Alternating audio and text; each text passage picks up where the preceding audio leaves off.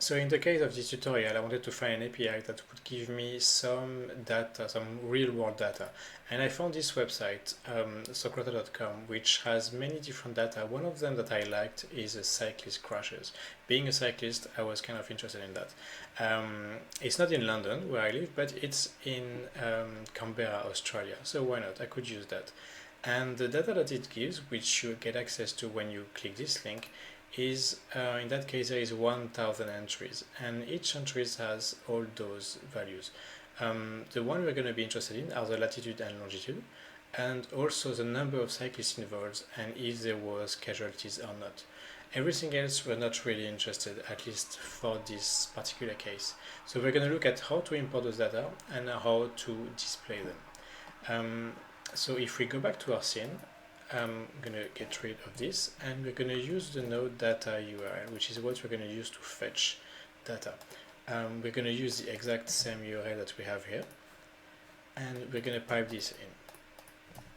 So now we see the same thing, we just have one dot, not very interesting, but if we look at the information in the node, we have much more, all the properties have been imported.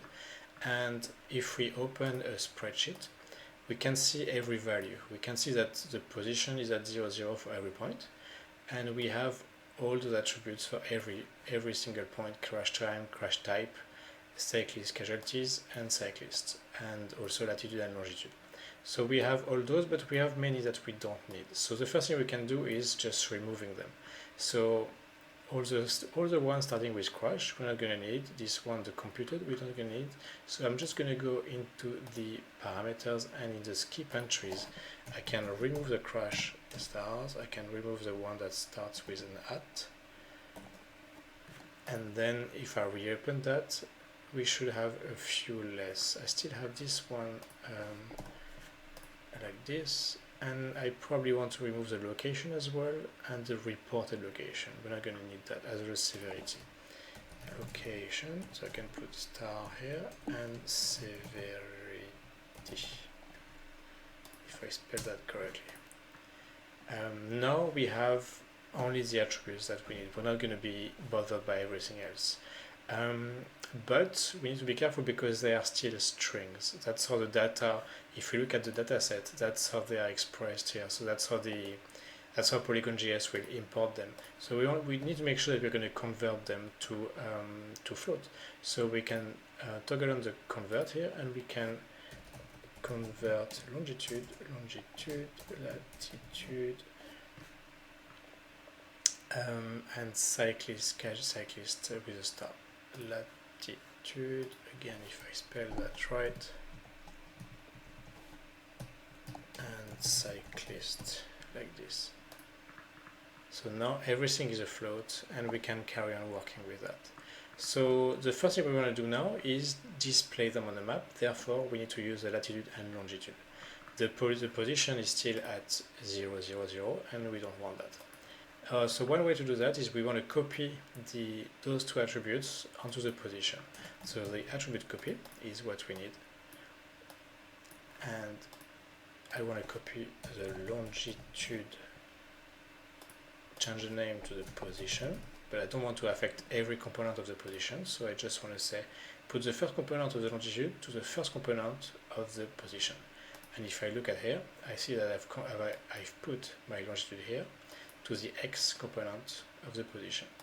And I'm going to do the same thing for the latitude. Latitude. And I'm going to put that on the Z component. So now, if I don't see the points here anymore, I'm just going to center them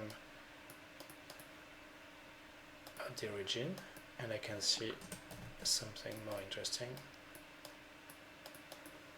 If I scale that up, so I can see what looks like dots on a map. But now let's drop down a Mapbox camera,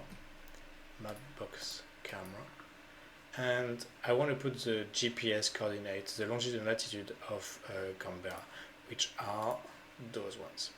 So 149 east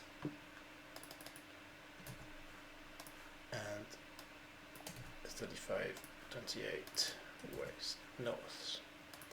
Now if I south, actually south, therefore it's going to be minus 35.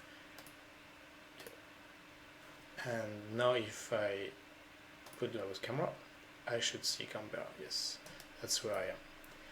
And now I want to put the dots on the map, and I'm going to use again the Mapbox transform node, and we should see the dots appearing. We do not see the dots appearing, so let's put the material, and we're going to make the dots much bigger. So I'm going to create a point attribute. I'm going to assign the point to the material, and I'm going to edit those points. I'm going to put constant to increase the point size, and I should see the points, but I do not see them yet, possibly because I've put this and it's time to remove it. Same for the scale, nothing should belong here, those are just preview nodes. So now I should really see the points on the map.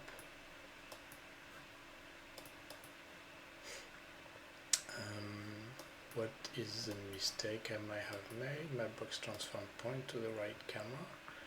The camera is seeing right. Yeah, no, that's all good. And I put really the points really too high, but they are clearly on the map. So here you go. So now we have our points on the map.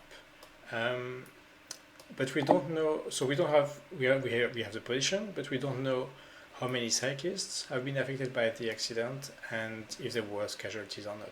So one way to see, for instance, if there was casualties or not, is to have this attribute drive the color of the point. And let me make this a little smaller.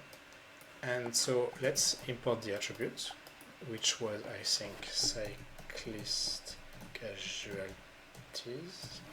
Let me double check if that was indeed the name. Cyclist casualties, yeah, that's correct. And I want that to drive the color, so I'm going to use a blend node. And I'm going to blend between either green or red. And if I put that onto the color, we can see right away in red where there was a casualty, in green when there was not.